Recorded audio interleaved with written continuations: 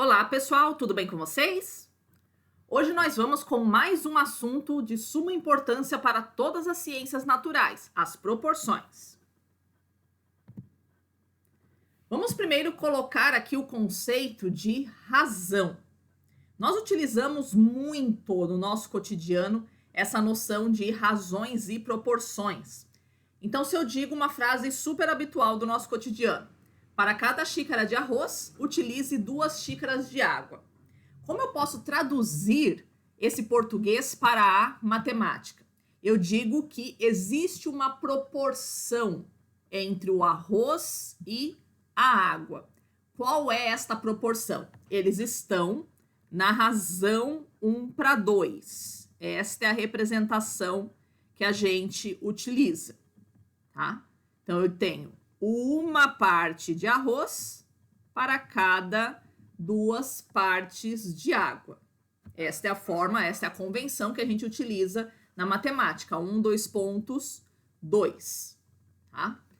Que eu posso também escrever na forma da fração 1/2. Perceba que não é a mesma coisa de dizer que na mistura eu tenho metade de arroz e metade de água, porque fica fácil de perceber que não, né? Na mistura eu tenho 1/3 de arroz e 2/3 de água.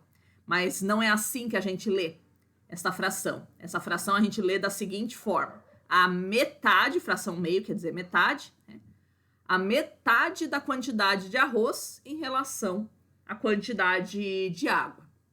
Tá? Então, interprete essa fração 1/2 desta forma. Aí eu tenho para cada uma parte de arroz, eu tenho 2 partes de água. É isso que nós queremos dizer com proporções na natureza e no nosso mundo cotidiano.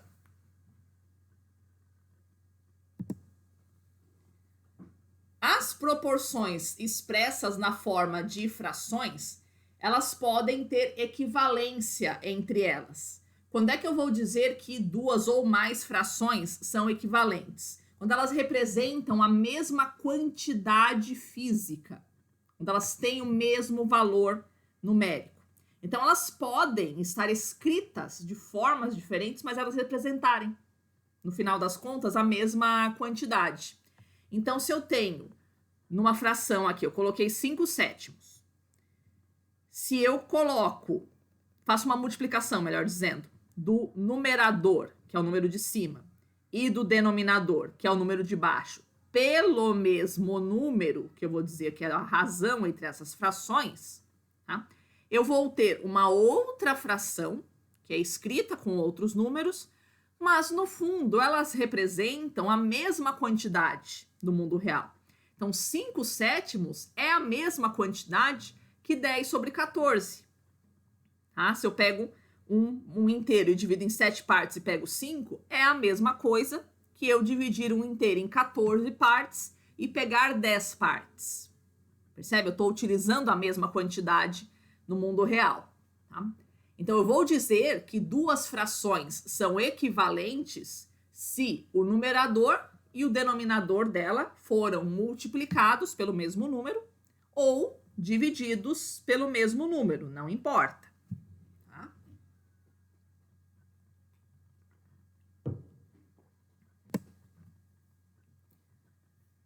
Eu posso utilizar essa equivalência de frações para transformar números muito grandes em números menores. A gente sabe, na matemática, você tem que ser preguiçoso.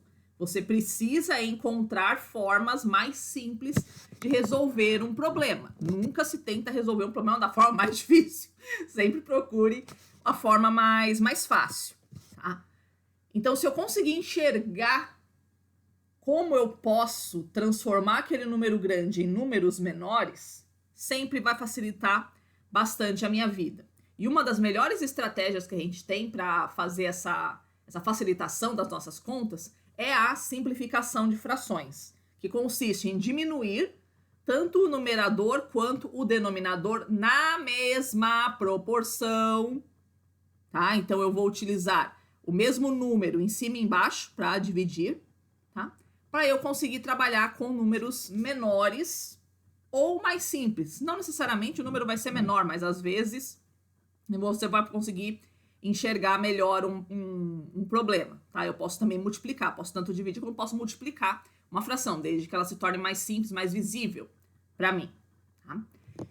Qual é o truque aqui? Qual é a brincadeira? Eu preciso encontrar, tanto entre o numerador e o denominador, um divisor comum. Ou seja, um número que eu dividindo tanto um quanto o outro vai me dar um número exato. É isso que significa um divisor comum. Então, aqui no caso, eu peguei a fração 84 dividido por 63. Na boa. Não vou trabalhar com esses números, tá? Então, eu vou tentar encontrar alguma coisa, né, que eles tenham em comum, algum divisor que eles tenham em comum, tá? Se você já tem um olhar mais viciado, dá para você conseguir perceber alguns divisores comuns entre os números se você for bom de tabuada. Então, dá para a gente perceber aqui que tanto o 84 quanto o 63 são divisíveis por 7. Como é que você consegue enxergar isso facilmente? Você que é bom de tabuada, você sabe que o 63 aparece na tabuada do 7. Tá, mas e o 84, professor? Ele não aparece. Mas 70 mais 14. Aparece, né? 70 aparece na tabuada do 7, 14 aparece na tabuada do 7, portanto, 70 mais 14, que é 84, vai aparecer na tabuada do 7. Então, os dois são divisíveis por 7. Então, divido em cima e embaixo por 7. 84 dividido por 7 dá 12. 63 dividido por 7 dá 9. Já ficou melhor para enxergar a divisão dessa fração, né? Mas eu acho que dá para melhorar esse negócio aí, tá? É fácil você enxergar também que tanto o 12 quanto o 9 são divisíveis por 3. 12 dividido por 3 dá 4. 9 dividido por 3 dá 3. Então, nós chegamos que a fração 84 por 63 é a mesma coisa que 12 sobre 9, que é a mesma coisa que 4 sobre 3. Então, se eu posso trabalhar com os números 3 e 4, por que eu vou trabalhar com os números 63 e 84? Percebe? Facilita bastante a nossa vida. Tá? Então, isso é a simplificação de frações. Dividir em cima e embaixo pelo mesmo número para que eu consiga, então, trabalhar com números menores. Tá? Facilita bastante a nossa vida para a simplificação de frações se a gente conhecer algumas regrinhas de divisibilidade. Tá? Talvez vocês tenham visto algumas delas na quinta série, então a gente vai retomar aqui. Alguns você já utiliza bastante no seu cotidiano. Então, como é que eu faço para saber se um número é divisível por 10? Fácil. Se ele termina em 0. Olhou o último algarismo do número, se ele termina em 0, ele divide por 10. Não importa todos os outros, tá? Outra regra que a gente utiliza já bastante no nosso cotidiano. Quando é que eu sei que um número é par? Que ele é divisível por 2. Quando ele termina em um algarismo par. Se ele termina em 0, 2, 4, 6 ou 8. Isso você também já utiliza no seu cotidiano. Quando é que ele é divisível por 5? Essa também você já utiliza no seu cotidiano. Quando ele termina em 0 ou em 5. Tá? Mas existem algumas outras regrinhas que são menos intuitivas do que a do 2, a do 5 e a do 10. Duas que são muito legais são a do 3 e a do 9. Tá? A do 3, como é que eu faço para saber se o número é divisível por 3? Quando a soma dos seus algarismos é divisível por 3. Então, nós tínhamos visto lá o 63. 63, será que é divisível por 3? É. Por quê? Porque 6 mais 3 é igual a 9. 9 é divisível por 3. Portanto, 63 é divisível por 3. Essa é a regra. Tá? Tem como demonstrar isso, mas foge da alçada da nossa aula. Tá? Mesma coisa vai ser o 9. Quando a soma dos algarismos de um número for divisível por 9. Então, esse mesmo exemplo que a gente utilizou agora, o 63. 6 mais 3 é igual a 9. Então, 63 é divisível por 9. Tá? Talvez essa regra seja mais novidade para vocês. Tá? Divisibilidade por 6. Agora, o que eu preciso avaliar num número para saber se ele é divisível por 6? Tá? O que é o 6? Não é 2 vezes 3? Então, para eu saber se um número é divisível por 6, eu tenho que ver se ele é divisível. Se ele obedece à regra do 2, ou seja, tem que ser um número par, e se ele obedece à regra do 3 ao mesmo tempo. Então, observei o número. Primeira coisa, ele é par? Já tem uma chance. Tá? Faço a soma dos algarismos dele. Deu um número divisível por 3, opa, então ele obedece a essas duas condições. É divisível por 2, é divisível por 3, portanto é divisível por 6. Então eu vou conseguir simplificar frações utilizando essa regra. Tá? E aí você pode, aplicando essa composição para os outros. Né? Vou passar aqui mais adiante, mas vou retomar esse ponto. Divisão por 4. Quando o número termina em 00, 100, 200, 300, ou quando os seus dois últimos algarismos são divisíveis por 4. Você pode avançar tranquilo até na tabuada do 4, ou um pouquinho mais avançado. Tá? Para o 8, quando ele termina em 000, então 1000, 2000, 3000, ou quando os seus três últimos algarismos são divisíveis por 8.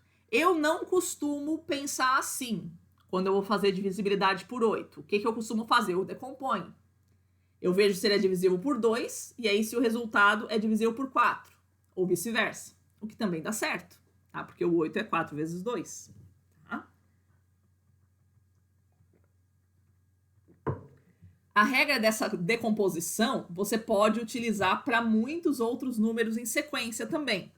Então, aqui, por exemplo, eu coloquei a regra do 12. O que é o 12? 3 vezes 4.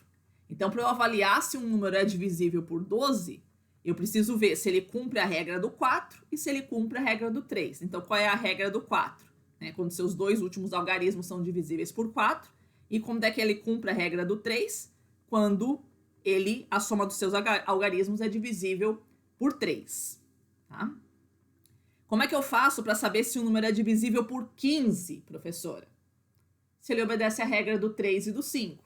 Então, para um número ser divisível por 15, ele tem que terminar ou em 0 ou em 5, que é a regra do 5, e a soma dos seus algarismos tem que dar um múltiplo de 3.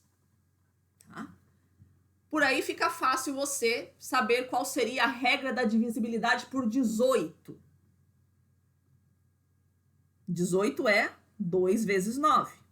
Então, um número para ser divisível por 18, primeira coisa, tem que ser par. Se ele for par, tem alguma chance. Aí você soma os algarismos dele. Deu um número múltiplo de 9, beleza. Então, ele é divisível por 18. Percebe? Você pode ir fazendo a composição de números maiores para você descobrir divisibilidades maiores a partir dessa fatoração entre eles. Tá? Coloquei aqui, gente, a regra do 7, do 11 e do 13, mas na boa, ninguém usa isso daí. Tá? Porque elas são bem idiotas. Então, para saber a regra do 7, o dobro do último algarismo do número subtraído do restante do número resulta num múltiplo de 7. Tá? Então, você tem que pegar o último número, multiplicar por 2 e tirando esse número, você subtrair do que sobrar do número. Tá? Aí você pegar esse resultado, talvez você não enxergue que ele é um múltiplo de 7. Então, você tem que repetir esse processo novamente, repetindo, até você conseguir enxergar que é um múltiplo de 7. Na moral, é mais fácil você fazer a conta logo de uma vez, em vez de você ficar tentando regrinha de divisibilidade. Tá? Mesma coisa, a regra do 11 e a regra do 13.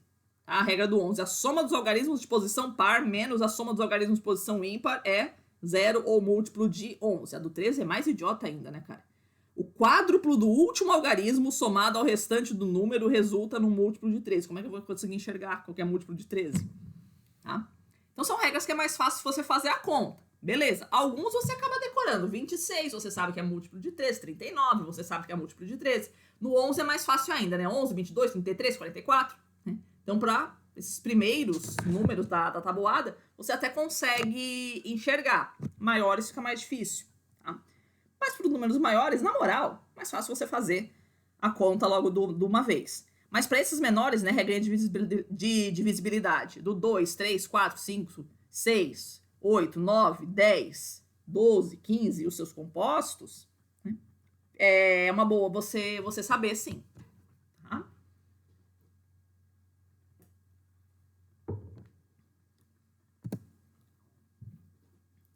Na multiplicação de frações, eu também posso fazer a simplificação. Eu não preciso fazer a simplificação somente dentro da mesma fração. Se for uma multiplicação, se for uma soma ou uma subtração, não pode. Mas se for uma multiplicação de frações, eu posso fazer uma simplificação cruzada. O que significa isso? Simplificar o numerador de uma fração com o denominador da outra. Pode. Vou mostrar esse exemplo aqui que eu coloquei. 25 sobre 30 vezes 9 sobre 10. Eu vou simplificar aqui o 30 com o 9. O que eles têm em comum? Eles podem ser divisíveis por 3, né? Então, o 30 divisível por 3 fica 10. O 9 dividido por 3 dá 3. Tá? O 25 com o 10, será que eu consigo? Dá, né? Os dois são divisíveis por 5. Então, o 25 com o 10, o 25 dividido por 5 fica 5. E o 10 dividido por 5 fica 2. Perfeito? Agora, ainda dá. 5 com o 10 não dá? Dá, né? Então, o 10 dividido por 5 dá 2. E 5 dividido por 5 dá 1. Tá?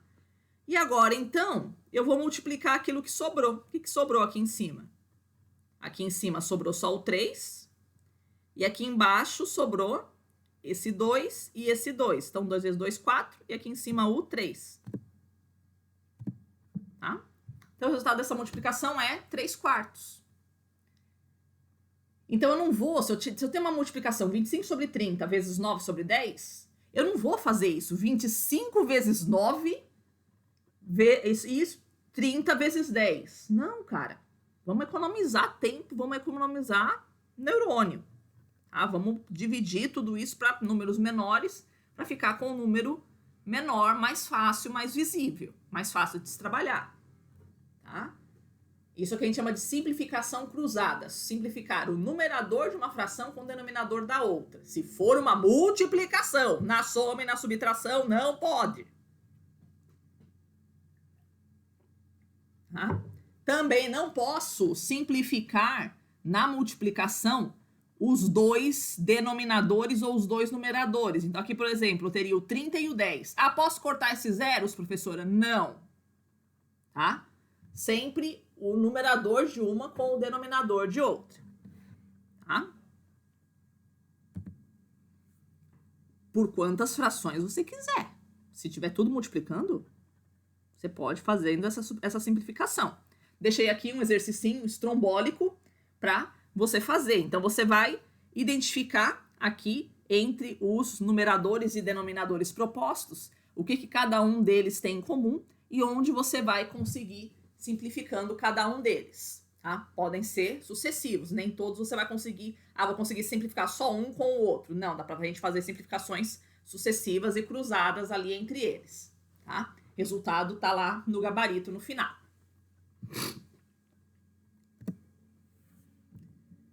Seguindo agora, a gente vai dizer que uma fração é proporcional a outra justamente quando ela for multiplicada em cima e embaixo pelo mesmo número. Então, 2/3 e 4/6, não dá para a gente dizer que 4/6 é o dobro de 2/3. Elas são a mesma coisa. Elas representam a mesma quantidade, né? Multipliquei em cima e multipliquei embaixo pelo mesmo número, elas vão representar a mesma quantidade no mundo, tá? Então, a gente pode dizer que duas frações equivalentes são proporcionais. Elas significam a mesma quantidade no mundo, tá? Conseguiram enxergar aqui? Então, 2 vezes 2, 4, e 3 vezes 2, 6. Então, 2/3 é a mesma coisa que 4/6. Agora a gente chega num ponto bem interessante de uma propriedade que existe entre as proporções, que nós chamamos de propriedade fundamental das proporções, que se enuncia da seguinte forma: o produto dos extremos é igual ao produto dos meios. O que é produto, professora? Produto em matemática significa multiplicação. Então, a multiplicação dos extremos, quem são os extremos, professora? É o primeiro, que aqui no caso é o 2, e o último, que aqui no caso é o 100. Então, o primeiro numerador e o último denominador. Tá? Esses são chamados extremos. Então, se eu multiplicar os extremos, vai dar o mesmo resultado que multiplicar os meios, que são os outros dois números aqui. Aqui no caso dessa fração é o 3 e o 4. Tá? Então, a multiplicação do 2 vezes 6 é igual a 3 vezes 4. É fácil você perceber essa igualdade. 2 vezes 6 é igual a 3 vezes 4, que é igual a 12. Tá? Ah, professora, mas será que não foi só coincidência? Não é só com esse exemplo que você deu? Não. A gente consegue demonstrar com números genéricos a validade dessa proporção, dessa propriedade. Tá? Então, vamos imaginar o seguinte: pegar duas frações iguais. A sobre B é igual a A sobre B. Óbvio, qualquer que seja o número que você colocar aqui, essa igualdade está valendo. Eu vou multiplicar em cima e embaixo pelo mesmo número em duas proporções diferentes. Tá? Então, eu tenho A, eu vou chamar o tanto de arroz que eu uso na receita, e B, o tanto de água que eu uso na receita. Então, um dia eu faço 2 receitas e outro dia eu faço 5 receitas.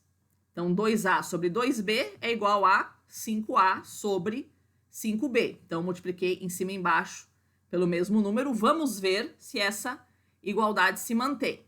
Então, vou multiplicar em cruz aqui, ó, multiplicar os extremos e igualar pelo produto dos meios. Então, aqui eu vou ter que 2A vezes 5B é igual a 2B vezes 5A.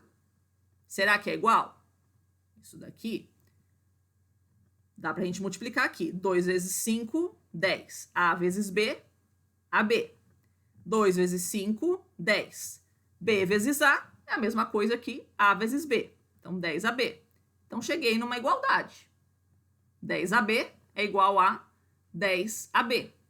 Então, aqui dá pra gente provar, então, né, que a multiplicação dos extremos é igual à multiplicação dos meios. Tá? Então, não é só uma questão do meu exemplo que foi feliz.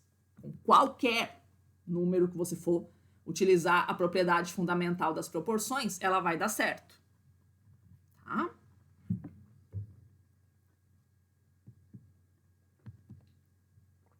A propriedade fundamental das proporções é a base do uso de uma forma de cálculo que nós utilizamos pra caramba no nosso mundo real, que é a regra de 3. Vou falar primeiro da regra de 3 simples, depois eu vou falar da regra de 3 composta. Então, a gente usa a propriedade fundamental das proporções para resolver diversas equações tanto na matemática abstrata, como no nosso mundo real.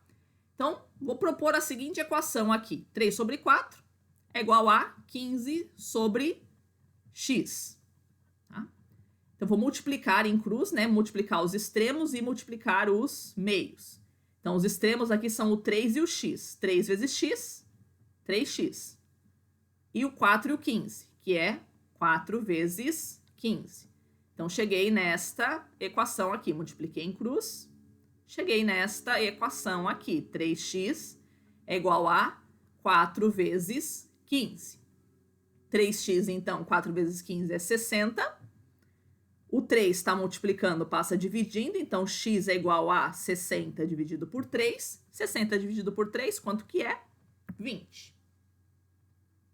Tá? Então, o x nesta equação aqui representa 20. Se você for sagaz, tem um jeito mais espertalhão de resolver isso daqui, tá? Percebam o seguinte, eu tenho o 3 e o 15 aqui, ó, entre os numeradores. Para passar do 3 para o 15, eu fiz o quê? O que eu tenho que fazer para transformar o 3 em 15? Não é multiplicar por 5? 3 vezes 5 não é 15? Então, se isso aqui é uma igualdade, significa que o tanto que eu multipliquei em cima é o tanto que eu multipliquei embaixo. Então, se para passar do 3 para o 15 eu multipliquei por 5, para passar do 4 para o x, eu vou multiplicar por 5 também.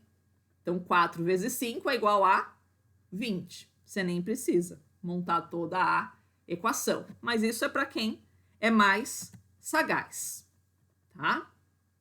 Senão, você faz a conta. Não tem problema nenhum. Tá? Seguinte.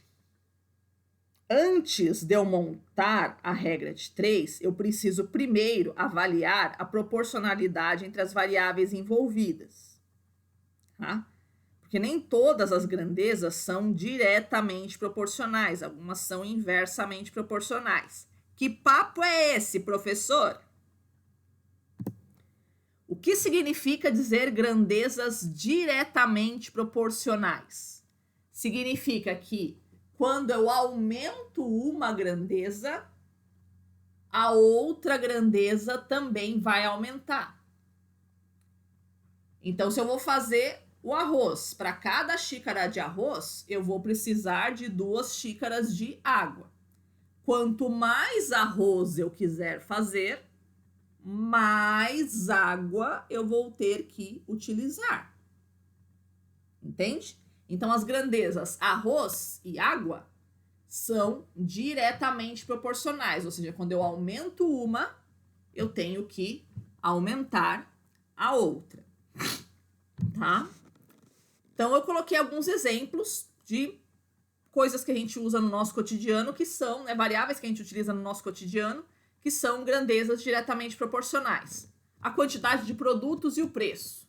Quanto mais produtos eu levo, maior o preço que eu vou pagar. A distância percorrida pelo tempo. Né? Quanto maior o tempo que eu utilizo, maior a distância que eu vou percorrer. Ou o contrário. Quanto maior a distância que eu for percorrer, maior o tempo que eu vou utilizar, mantendo a velocidade, é claro. Né? O número de trabalhadores e a quantidade produzida. Se eu aumentar o número de trabalhadores, eu vou conseguir produzir mais. O contrário também. Se eu quiser produzir mais, eu tenho que aumentar a quantidade de trabalhadores. E o que a gente deu aqui do arroz e da água, o número de receitas e a quantidade de ingredientes. Quanto mais receitas eu vou fazer, maior a quantidade de ingredientes que eu tenho que utilizar. Tá? Então a gente utiliza grandezas diretamente proporcionais o tempo todo. No nosso cotidiano, você está bem habituado a elas já. Um exemplo. Se eu consigo pintar 5 metros de parede em 2 horas, quanto tempo eu vou levar para pintar 30 metros? Ou seja, se eu aumentar minha tarefa, agora eu tenho que pintar 30 metros, não mais 5, eu vou levar mais ou menos tempo? Eu vou levar mais tempo para cumprir essa tarefa. Então, como é que eu monto a regra de 3 aqui? Tá? Vou colocar os dados do problema na primeira linha. Para pintar 5 metros, eu levo 2 horas. para pintar 30 metros, eu vou levar X.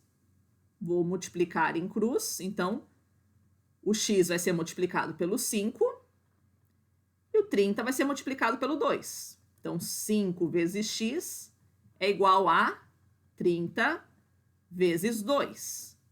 5x, então, é 60, porque 30 vezes 2 é 60. O 5 está multiplicando, passa dividindo. Então, x é igual a 60 sobre 5. 60 dividido por 5 é 12.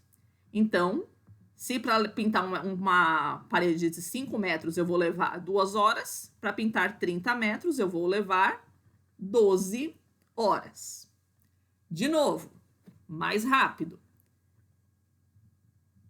Eu tinha 5 metros para pintar e agora eu tenho 30. O que aconteceu aqui? Para passar de 5 para 30, eu multipliquei por 6, correto? Então, o meu tempo também vai ser multiplicado por 6. Tá? Então, era 2 horas antes, vai passar a ser 12 horas, multiplicou por 6. Também não precisa fazer toda essa conta. Mas se quiser fazer, sem problema nenhum.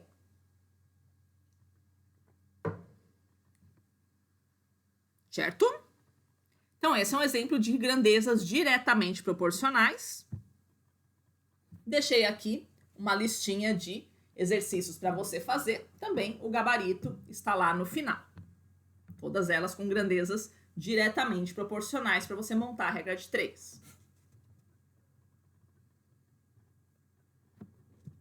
A coisa começa a complicar quando a gente tem as grandezas inversamente proporcionais, que é quando eu aumento o valor de um lado, o outro lado vai diminuir na mesma taxa. Muitos problemas de grandezas inversamente proporcionais envolvem o tempo. Tá? Vamos observar aqui. O número de trabalhadores e o tempo para concluir um trabalho. Então, quando eu aumento o número de trabalhadores para minha tarefa, eu vou diminuir o tempo necessário para cumprir aquela tarefa. Então, eu digo que o número de trabalhadores e o tempo para concluir a tarefa são grandezas inversamente proporcionais. Quando eu aumento uma, a outra diminui.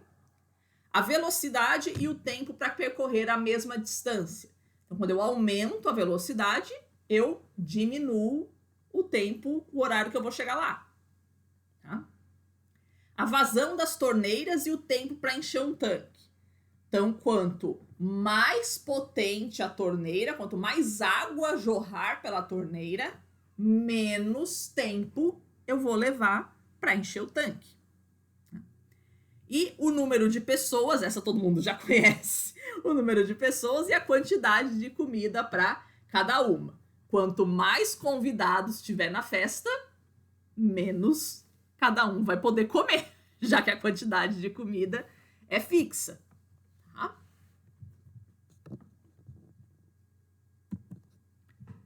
Uma regra prática para você resolver problemas envolvendo grandezas inversamente proporcionais.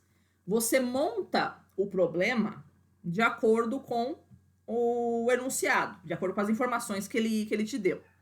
E aí você depois vai inverter o numerador e o denominador em um dos lados. Eu costumo inverter o lado que tem a incógnita, mas qualquer um que você for inverter também está valendo. Vou mostrar o exemplo aqui que fica mais palpável, mais visível. Se 2 máquinas trabalhando concluem uma tarefa em 10 horas, quanto tempo levarão 5 máquinas para concluir a mesma tarefa? Então, vou extrair os dados do problema. 2 máquinas, ele diz que leva 10 horas para concluir a tarefa. 5 máquinas vão levar quanto tempo? Aí entra o seu raciocínio. Tá? Se eu aumento o número de máquinas, vai aumentar ou vai diminuir o tempo para eu concluir a tarefa? Vai diminuir, né? Então, essas duas grandezas, o número de máquinas e o tempo, são inversamente proporcionais. Eu não vou poder montar a regra de 3 da mesma forma que eu montava com grandezas inversamente proporcionais. Simplesmente multiplicar em cruz aqui. Tá? A multiplicação em cruz direta, assim, é para grandezas diretamente proporcionais. Se elas forem grandezas inversamente proporcionais, eu vou literalmente inverter um dos lados. Essa é a regra prática. Então, aqui, ó. Então, fica 2 está para 10, assim como 5 está para x. Inverte isso daqui. O x está embaixo, ele vai ficar para cima. O 10 está em cima, ele vai ficar embaixo. Então, aqui ficou normal. 2 sobre 5. Ficaria aqui, ó, 10 sobre x? Não. Vai ficar x sobre 10. Agora, eu posso multiplicar em cruz tranquilo. Tá? Então, vai ser 2 vezes 10 é igual a 5 vezes x. Então, 5x é igual a 2 vezes 10. 5x é igual a 20. X é igual a 20 sobre 5. 20 sobre 5 dividido por 5 é 4. Então, 2 máquinas levam 10 horas para cumprir a tarefa. 5 máquinas vão levar 4 horas para cumprir a tarefa. Percebe? O número de máquinas é inversamente proporcional ao tempo. Quanto mais máquinas, menos tempo eu vou levar. Esse é o truque prático para você resolver problemas com grandezas inversamente proporcionais. Inverte um dos lados. E aí você pode fazer a multiplicação em cruz normalmente. Tá? Uma listinha de problemas com envolvendo grandezas inversamente proporcionais para você treinar respostas lá no gabarito no final.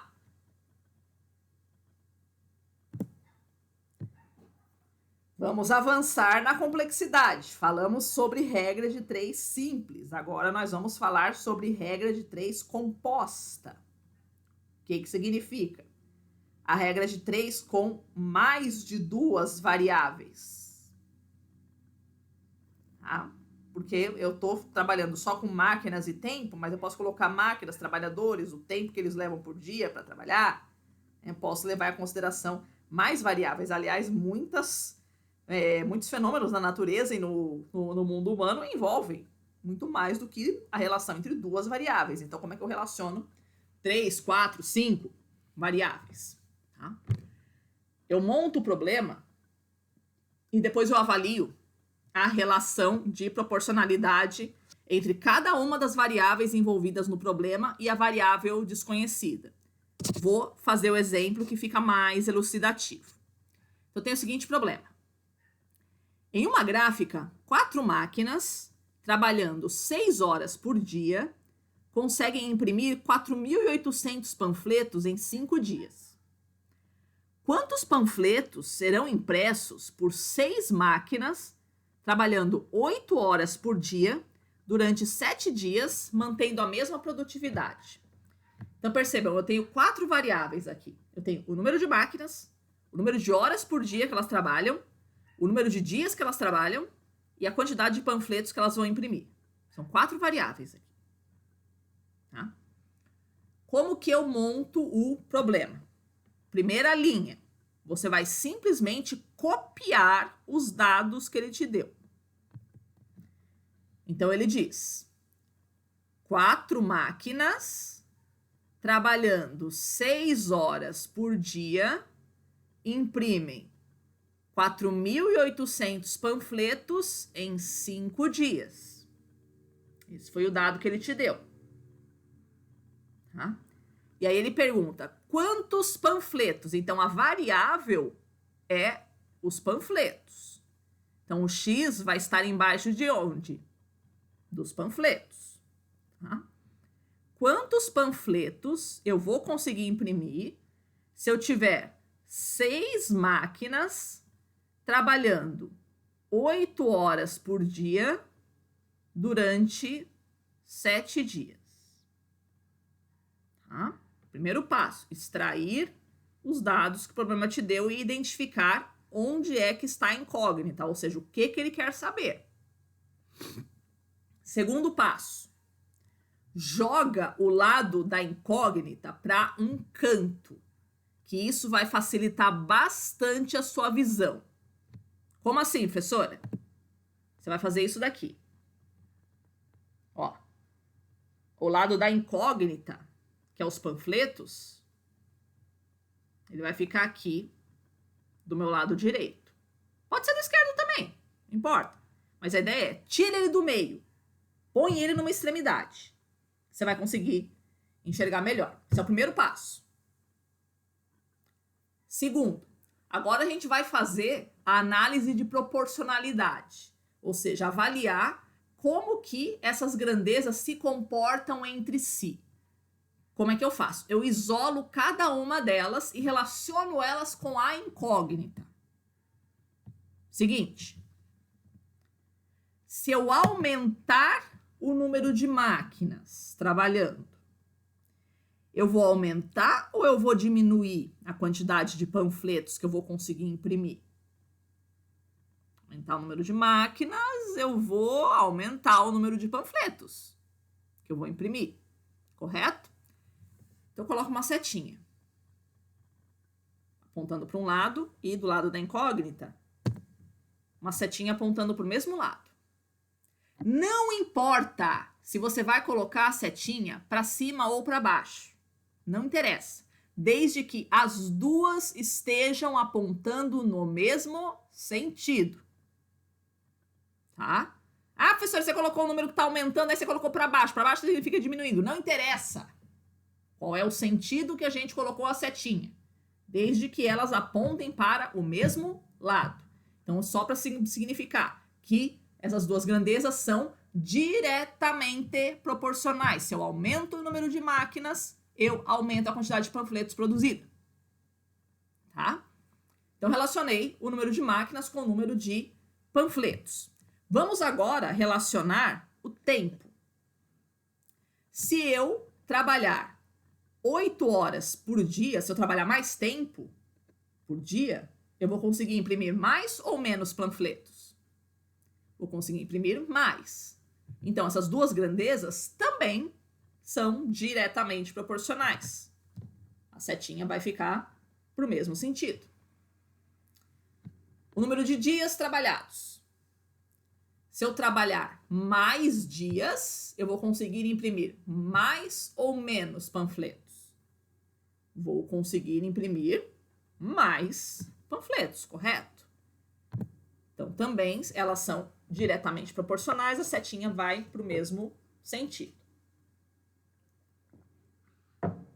Qual a conclusão que você chega com essa análise proporcional aqui?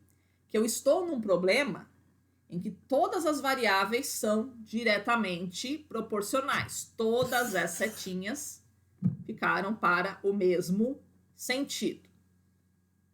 Perfeito? Isso facilita bastante a minha vida. Agora vem o truque da barata sem asa. Eu vou multiplicar em cruz. Professora, como é que eu vou multiplicar em cruz um negócio estrombólico desse? Fazendo este movimento aqui.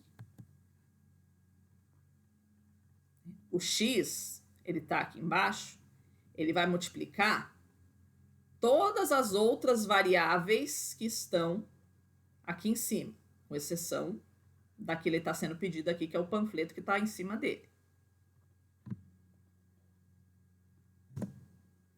Com o restante da multiplicação, o restante das proporções, mesma coisa. Eu vou multiplicar todos esses outros números aqui. Aqui é que está a multiplicação aqui é que está a multiplicação em cruz. Conseguiram perceber? Ela só é estendida para as outras variáveis, mas continua sendo uma multiplicação em cruz. Por isso que eu falei para você colocar a variável no extremo, para você conseguir enxergar melhor essa multiplicação em cruz. Percebe?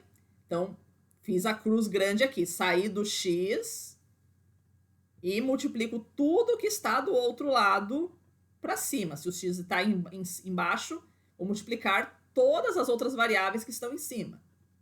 E o dado que está em cima do x, eu vou multiplicar por todos os outros que estão embaixo nas outras variáveis. Tá? Então, vai ficar 4 vezes 6 vezes 5 vezes x é igual a 6 vezes 8 vezes 7 vezes 4.800. Tá? 4 vezes 6 vezes 5 vezes x é igual a 6 vezes 8 vezes 7 vezes 4.800. Perfeito? Vou multiplicar tudo isso, 4 vezes 6 vezes 5, para fazer o coeficiente do x é igual a 6 vezes 8 vezes... Vou multiplicar tudo isso? Claro que não. Eu não quero ter que fazer um passo para depois dar o mesmo passo para trás de novo. Copiar aqui. Tá? Isso mesmo. Essa mesma equação que eu montei aqui. Copia aqui porque lá no outro não tinha mais espaço. Tá? Isolar o x. O que estava multiplicando o x vai passar dividindo. Então, aqui o numerador fica tudo que está do outro lado do x, né? 6, o 8, o 7, o 4.800. E aqui embaixo vai ficar o 4, o 6 e o 5. Perfeito? Agora vamos começar a simplificar a nossa vida, né? Vamos ver o que dá para simplificar aqui. De cara, o 6 com o 6. Fica 1 de cada lado. O que mais? O 4 com o 8. Então, 4 dividido por 4, 1. 8 dividido por 4, 2. E o 5 dá com 4.800, né? Termina em 0. Termina em 0 é divisível por 5. Tá? Então, o 5 com 4.800, o 4.800 dividido por 5 fica 960. Tá? Quando é que eu sei que não dá mais para simplificar, professora? Ou quando o denominador ou o numerador, não importa, ficarem 1, né? Ou quando não, você não conseguir encontrar mais divisores em comum. Então, aqui no caso, o nosso denominador ficou 1, então não dá mais para simplificar. Então, aqui eu vou ter que multiplicar, não vai ter jeito. 2 vezes 7 é o que sobrou, né? 2 vezes 7 vezes 960. Então, x é igual a 2 vezes 7 vezes 960, multiplicando tudo isso, isso dá 13.440 panfletos. Então, naquelas condições que ele me deu, o número novo de panfletos que eu vou conseguir produzir naquelas condições é 13.440. Perfeito? Então, aqui a gente fez uma regra de 3 composta com todas as variáveis diretamente proporcionais. Segundo exemplo. Uma equipe de 8 trabalhadores consegue pavimentar uma estrada em 15 dias, trabalhando 6 horas por dia. Em quantos dias 12 trabalhadores pavimentarão a mesma estrada, trabalhando 8 horas por dia, mantendo o mesmo ritmo de trabalho? Vamos então extrair os dados do problema. Ele me disse que 8 trabalhadores trabalhando 15 dias, levam 15 dias para pavimentar uma estrada trabalhando 6 horas por dia. 12 trabalhadores trabalhando 8 horas por dia vão levar quanto tempo, quantos dias para pavimentar a estrada? Então, a incógnita aqui é o número de dias. Perfeito? O que a gente vai fazer aqui? De novo, vou jogar a variável que tem a incógnita para o canto. Tá? Então, mantive os dados do problema. 8 trabalhadores trabalhando 6 horas por dia levam 15 dias. 12 trabalhadores trabalhando 8 horas por dia levam X. É o que eu quero saber. Tá? Agora a gente vai fazer a análise proporcional. Se eu aumentar o número de trabalhadores, eu vou aumentar ou vou diminuir o número de dias necessários para cumprir a tarefa? Se eu tiver mais gente trabalhando, eu vou diminuir o tempo necessário para cumprir a tarefa. Correto? Então, essas grandezas são inversamente proporcionais, o número de trabalhadores e os dias necessários para cumprir a tarefa. Então, a setinha que relaciona o número de trabalhadores e os dias trabalhados tem que ser em sentidos opostos. Tá?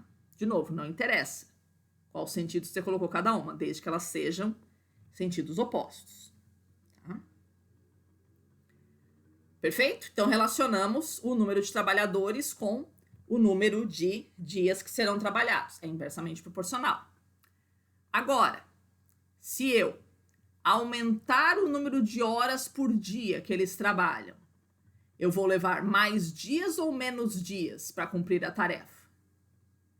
Se eu aumentar o número de horas por dia trabalhada, eu vou diminuir o número de dias que vai ser necessário. Então, essas grandezas são inversamente proporcionais, tá? Se eu já coloquei a setinha para baixo aqui na variável, eu vou colocar então uma setinha para cima aqui, tá? Para sinalizar aqui o número de dias, que é o que eu quero saber, é inversamente proporcional ao número de horas trabalhadas por dia, tá? Então, cada uma das variáveis eu vou fazer, cada uma dos elementos do problema, eu vou fazer a análise proporcional, né, com relação à minha incógnita. Então, se eu quero saber o número de dias, como é que o número de dias se relaciona com o número de trabalhadores? Como é que o número de dias se relaciona com o número de horas trabalhadas? Se forem grandezas, se eu chegar à conclusão de que são grandezas diretamente proporcionais, setinhas no mesmo sentido. Se eu chegar à conclusão de que são grandezas inversamente proporcionais, setinhas no sentido oposto, tá? Perfeito? Então, se eu já coloquei aqui, já tínhamos visto, né? Já tinha colocado a setinha num sentido aqui para o número de dias. Então, vou colocar a setinha aqui para o lado oposto para cada uma. Se tiver um problema com 4, 5 variáveis, né? A partir do momento que eu atribuir uma setinha, né, um sentido de uma setinha para a minha variável, aquelas que forem diretamente proporcionais à minha variável vão estar no mesmo sentido que ela, a setinha. Aquelas que forem inversamente proporcionais à minha variável, eu coloco uma setinha no sentido oposto. Perfeito? Então, eu tenho um problema aqui que eu tenho 2 setinhas para cima e uma para baixo. Normalmente, o que é melhor? Né? Você pode ou inverter a incógnita, ou inverter aquelas que tiverem a setinha no sentido oposto. Aqui, como eu tenho, deu a coincidência, né? De que eu tenho a incógnita, que é a setinha que está para o lado oposto, tá? Então, é ela que eu vou inverter, tá? Vou inverter todas. Se tiver mais do que uma grandeza inversamente proporcional, eu inverto todas. Todas as que tiverem a setinha para o lado oposto, tá? Então, meu problema vai ficar da seguinte forma. Então, o 8 com o 12, o 6 com o 8, e aqui era 15 com o x, vai ficar x com 15, eu inverti. O x estava embaixo, passou para cima, o 15 estava em cima, vai passar para baixo. Perfeito? Inverti, agora vem aquela multiplicação em cruz grande. Tá? Então, o x vai ser multiplicado pelo 12 e pelo 8, e vai ser igualado com a multiplicação do 8 e 6 com o 15.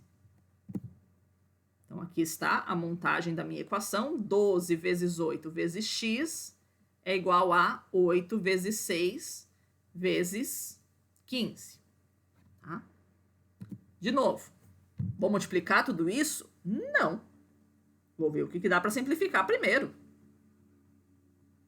Tá? De cara, 8 com 8 dá 1.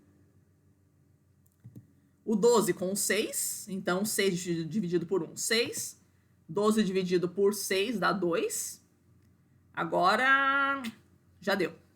Deu porque 15 não divide por 2. Né? Então, vou ter que fazer essa divisão mesmo. Então, x é igual a 15 vezes 2. Foi só o que sobrou em cima e só o que sobrou embaixo. 15 vezes 2 não, 15 dividido por 2.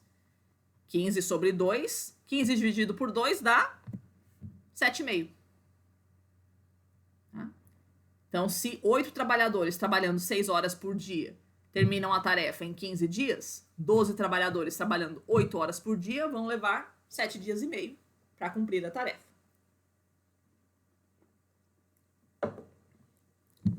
Perfeito? Então, problema de regra de 3 composta envolvendo uma grandeza inversamente proporcional. Aqui, 2 probleminhas também envolvendo grandezas inversamente proporcionais para você. Resultado tá lá no gabarito no final.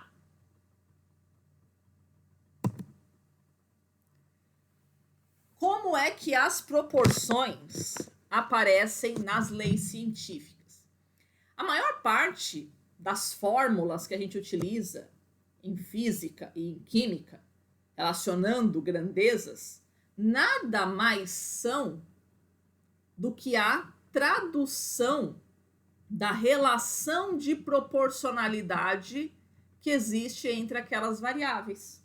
É assim que eu crio essas igualdades. Então, o que significa cada uma daquelas fórmulas? Significa dizer como aquelas variáveis se relacionam no mundo real. Eu consigo saber se elas são diretamente ou inversamente proporcionais pela posição que elas ocupam na equação. Ou, dizendo ao contrário, é a relação de proporcionalidade que elas têm no mundo real que vai me dizer de que lado da equação elas vão ficar. Tá? Alguns exemplos para elucidar essa análise proporcional. Tá? Exemplo mais básico. F é igual a m vezes a, que é a segunda lei de Newton. Força é igual a massa vezes aceleração. O que ela diz? Que a força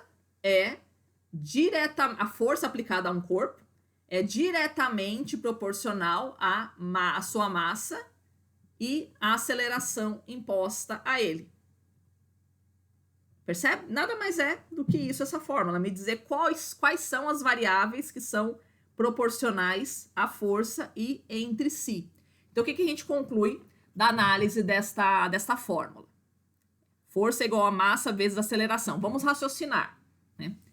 Quanto maior a força que eu aplicar a um corpo, ele vai acelerar mais ou ele vai acelerar menos? Quanto maior a força que eu aplicar sobre ele, ele vai acelerar mais, correto?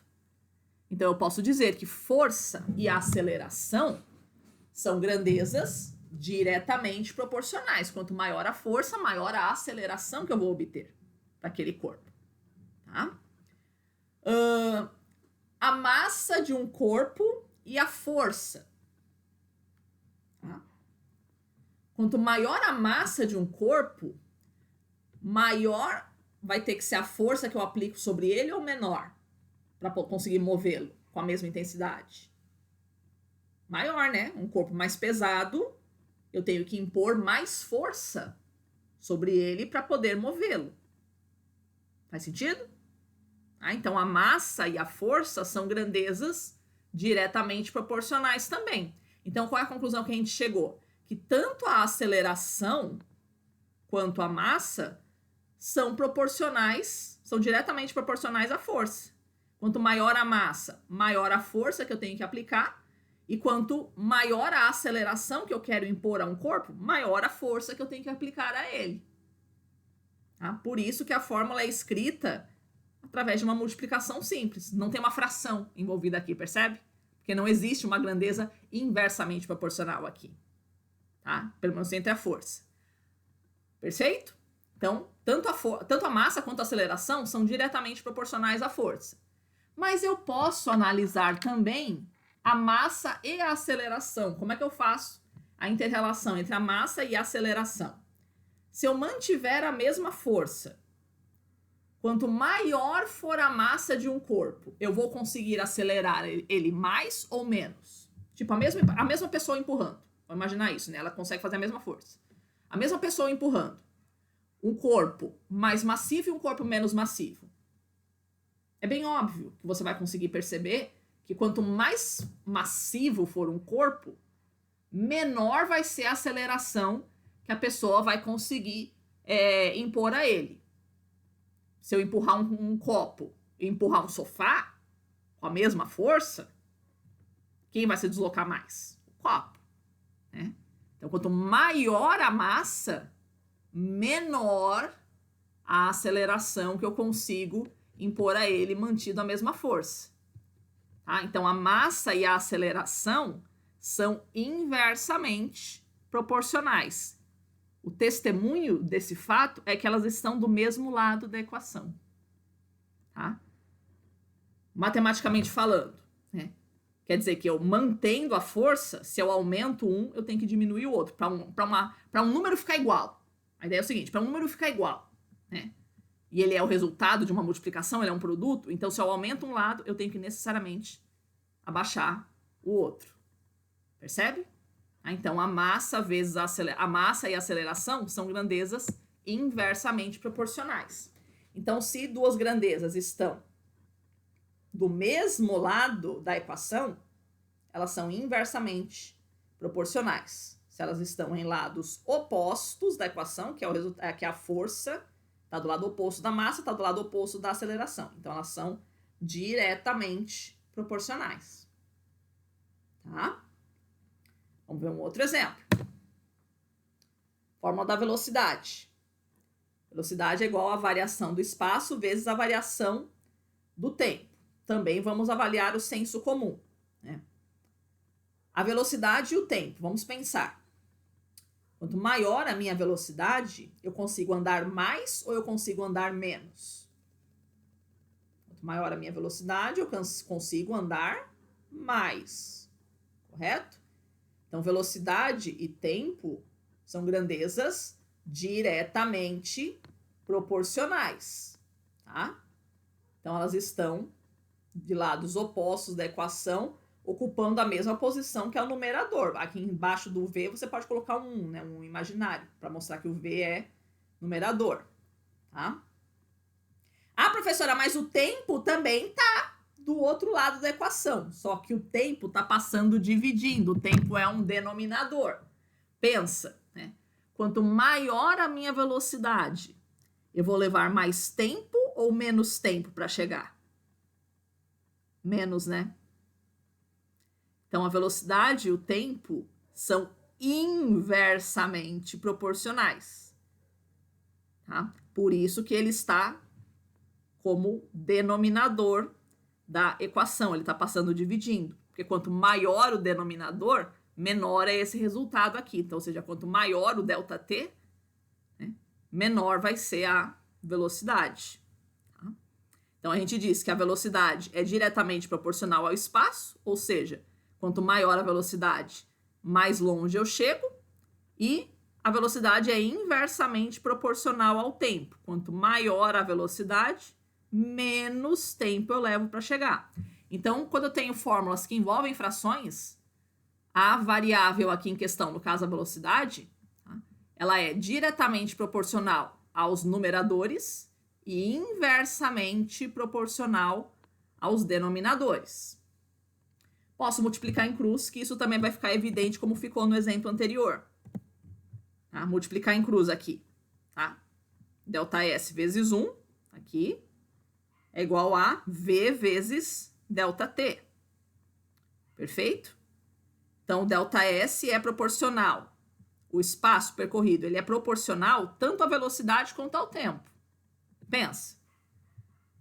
Quanto maior a minha velocidade, maior o espaço que eu vou percorrer. Correto? A gente já tinha visto. Quanto mais tempo durar a minha viagem, mantida a velocidade, também mais espaço eu vou percorrer. Se eu ando 2 horas, eu ando um tanto. Se eu andar 6 horas, eu vou andar muito mais, na mesma velocidade. Tá? Então, o espaço, ele é proporcional, tanto à velocidade quanto ao tempo. Os dois estão de lados opostos da equação. Tá? Agora, as variáveis que estão do mesmo lado da equação, elas são inversamente proporcionais entre si. Tá? Que é testemunhado pelo fato de quando elas estavam, né, na forma de fração, elas estavam, uma era numerador, a outra era denominador. Então, a velocidade é inversamente proporcional ao tempo. Quanto maior a minha velocidade, menor é o tempo que eu vou levar para chegar. Tá? Então, se uma variável está do outro lado da equação, ela é diretamente proporcional a ela. Ou seja, se eu aumento uma, vai aumentar a outra. Se as duas variáveis estão do mesmo lado da equação, elas são inversamente proporcionais entre si. Tá? Um exemplo mais complexo ainda, a lei dos gases ideais. PVNRT. Você se lembra dessa? Tá? Então, pressão, volume, número de mols, a constante, né, universal dos gases e a temperatura. Vamos para o senso comum. Eu vou manter, o R é constante, né? Eu vou manter o número de mols constante, senão vai complicar ainda mais a nossa vida. Mas eu vou relacionar temperatura com pressão e volume. Tá? A temperatura, qual que é a relação que ela tem com a pressão e o volume? Se eu aumento a temperatura de um gás, o que você sabe de química? Se eu aumento a temperatura de um gás, a pressão dele aumenta, né? E o volume também, né? Um gás com uma temperatura mais alta, ele se expande. Então, a temperatura é diretamente proporcional tanto à pressão quanto ao volume. Tá? Se aumenta a temperatura, aumenta a pressão e aumenta o volume.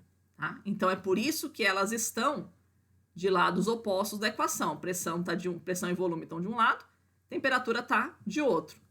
Isolando aqui a temperatura, então o NR passar dividindo aqui, isolando a temperatura, eu também consigo perceber isso, né? Quando eu isolo uma variável, que foi o que a gente fez aqui, tá? Isolando uma variável, aquilo que ficar como numerador da equação é diretamente proporcional a ela, o que ficar embaixo é inversamente proporcional. Perfeito? Isolando a temperatura, eu sei que eu chego à conclusão de que tanto a pressão quanto o volume são são diretamente, melhor dizendo, proporcionais à temperatura. Vou isolar agora a pressão. Então, é o V que vai passar dividindo. Para eu isolar a pressão, então, a pressão é diretamente proporcional à temperatura, ou seja, quando eu aumento a pressão de um gás, eu aumento a temperatura, ou se eu aumento a temperatura, eu aumento a pressão. Mas quando eu aumento a pressão de um gás, o que acontece? Eu diminuo o volume. Apertar um gás, né? Apertar um gás significa diminuir o volume. Então, apertar um gás, que é aumentar a pressão, significa diminuir o volume. Então, a pressão é inversamente proporcional ao volume. Por isso que o volume está aqui do lado de baixo, está como denominador da equação. Tá? E agora o contrário. Vou isolar o volume agora, a mesma coisa. Quem vai passar dividindo aqui vai ser a pressão. Tá? Então, o volume de um gás. O volume de um gás é diretamente proporcional à temperatura. A temperatura ficou aqui como numerador. Então, se eu aumento a temperatura de um gás, eu vou aumentar o volume dele. Um gás quente se expande. Tá? Mas, se eu aumento o volume, eu diminuo a pressão. Tá? Esse gás expandido, ele fica com uma pressão menor.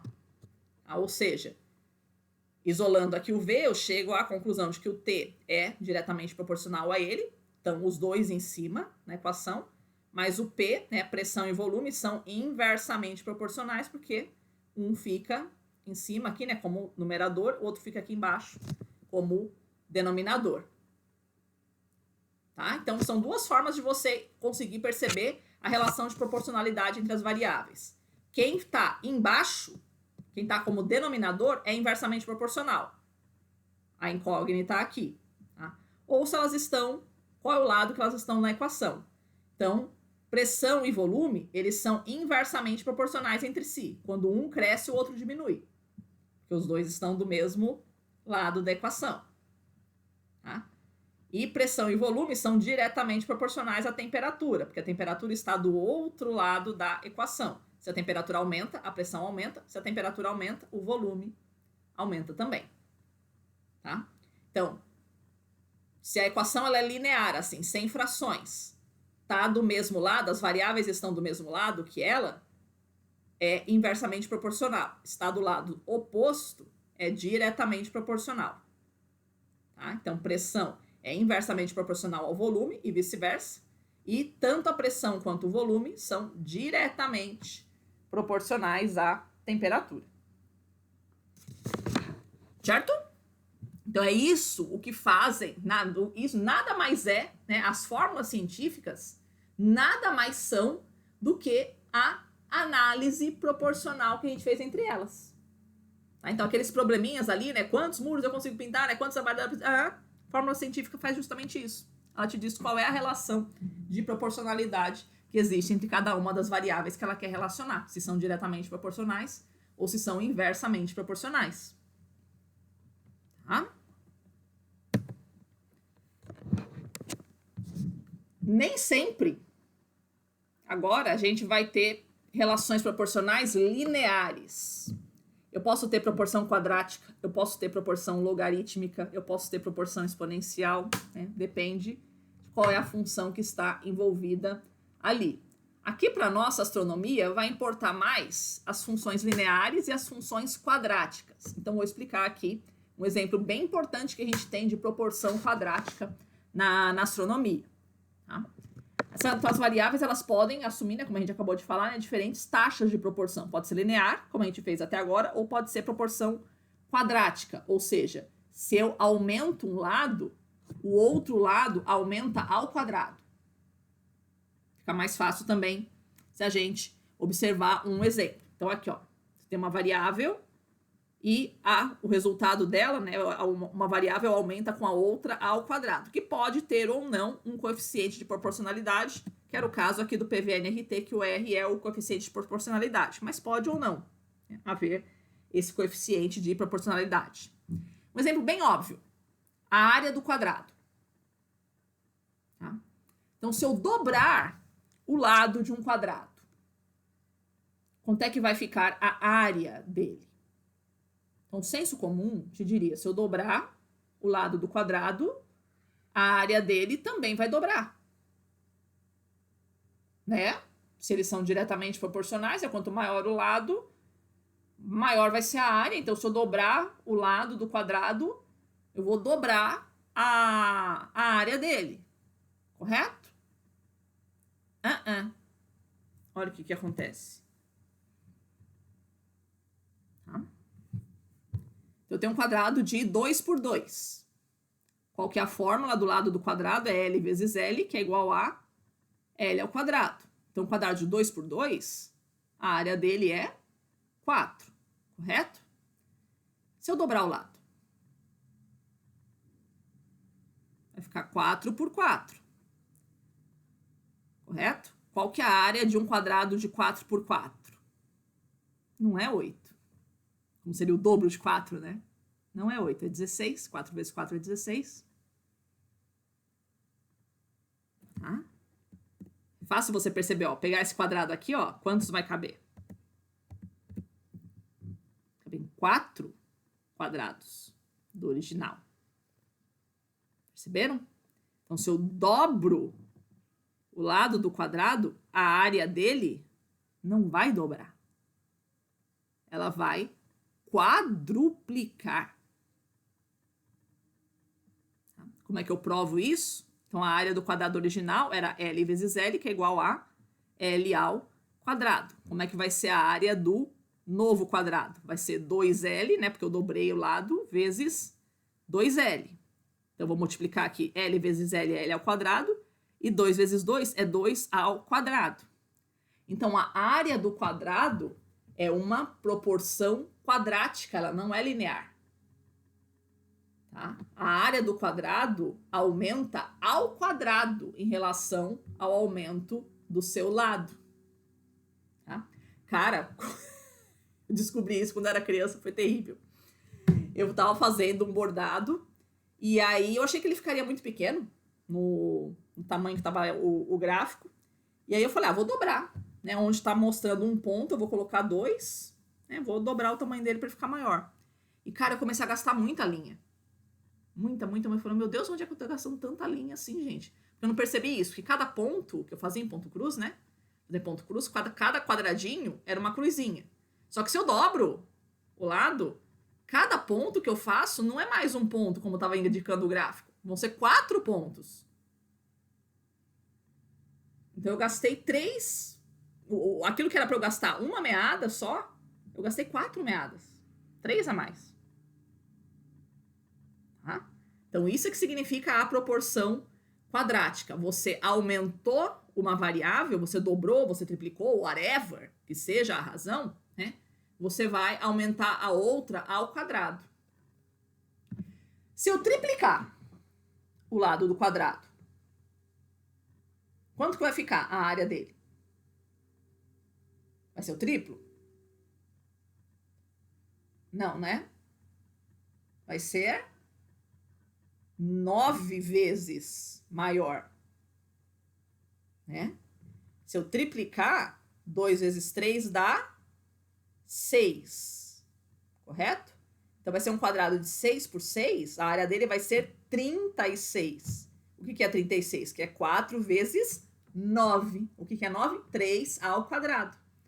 Então, a proporção do quadrado, da área do quadrado, ela é quadrática. Se eu triplico o lado do quadrado, a área dele vai triplicar ao quadrado, ou seja, 9 vezes. Isso com a área de qualquer figura. Tá? Porque a área é uma medida quadrática, ela não é linear. Tá? 2 probleminhas para você resolver também. E um exemplo bem importante que nós temos de proporção quadrática na astronomia é a lei da gravitação universal, que é a lei que é uma lei bem legal para a gente trabalhar proporções, porque ela envolve tanto grandezas diretamente proporcionais quanto grandezas inversamente proporcionais e a proporção quadrática. Então, qual é o enunciado da lei da gravitação universal? Matéria atrai matéria na proporção direta do produto das massas e na proporção inversa do quadrado da distância que separa os corpos. Traduzindo isso para matemática, então qual é a força de atração gravitacional que envolve 2 corpos? É o G, que é a constante da gravitação, que é uma constante de proporcionalidade, tá? Então ela não muda para qualquer uma das variáveis, vezes o produto da massa dos corpos, ou seja, o corpo maior e o corpo menor, que aqui vamos colocar o Sol e a Terra. Tá? Então, o emão e o eminho, né? O emão vai ser o Sol, o eminho vai ser a Terra. Então, a gravidade, ela é proporcional ao produto das massas dos corpos envolvidos. Ou seja, quanto maior a massa dos corpos, maior vai ser a atração gravitacional entre eles. Correto? Isso a gente já tinha noção. Aquele papo de que buraco negro é uma gravidade imensa, né? Justamente porque a massa deles é imensa, então eles vão ter uma gravidade imensa também. Agora, a força de gravidade não é simplesmente diretamente proporcional às massas dos corpos envolvidos. Ela é inversamente proporcional à distância. Ou seja, quanto maior a distância entre os corpos, menor é a atração gravitacional. Por isso que a distância está passando dividindo. Aqui ela é o denominador da equação. Tá? É para mostrar que a gravidade é inversamente proporcional à distância dos corpos. Quanto maior a distância entre os corpos, menor vai ser a gravidade. Elas são inversamente proporcionais. Só que a gravidade não é simplesmente inversamente proporcional à distância dos corpos. Ela é inversamente proporcional ao quadrado da distância, uma proporção quadrática. Então, ela vai aumentar muito mais quando eu aproximo o corpo e ela vai diminuir muito mais quando eu afasto os 2 corpos. Vamos pensar. Se eu pego a distância entre a Terra e o Sol, né? Se eu dobrar a distância entre a Terra e o Sol, o que vai acontecer com a gravidade entre eles? A atração gravitacional entre eles, né? Aumentando a distância, ok, vai diminuir a gravidade. Mas vai diminuir quanto? Se eu dobrar a distância entre eles. Você vai olhar e falar, vai ficar metade. Não vai ser metade. Vai ser essa razão que eu reduzi ao quadrado. Então, se eu dobrar a distância entre eles, a gravidade entre eles vai ser 2 ao quadrado menor. Ou seja, ela vai ser 4 vezes menor. Ela vai ser 1/4 do valor anterior. Se eu triplicar a distância entre a Terra e o Sol, quanto que vai ser menor a minha gravidade? 9 vezes menor. Então, triplicando a distância entre os corpos, eu vou ter uma gravidade que é 1/9 da gravidade original.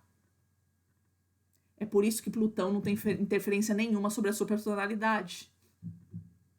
Porque tá lá na casa do chapéu.